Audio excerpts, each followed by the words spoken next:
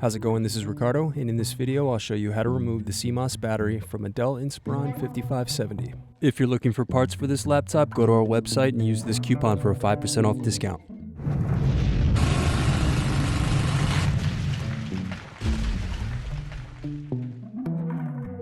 First, unscrew and slide out DVD optical drive.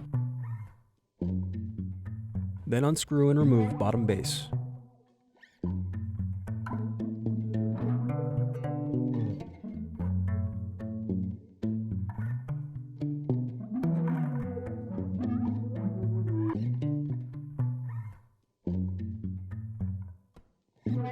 Now unscrew and disconnect battery.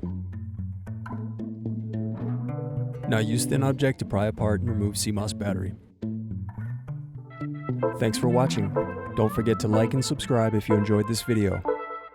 And if you need more, check out this playlist to watch other tutorials for your laptop. You can also click here to find parts for your laptop at partspeople.com.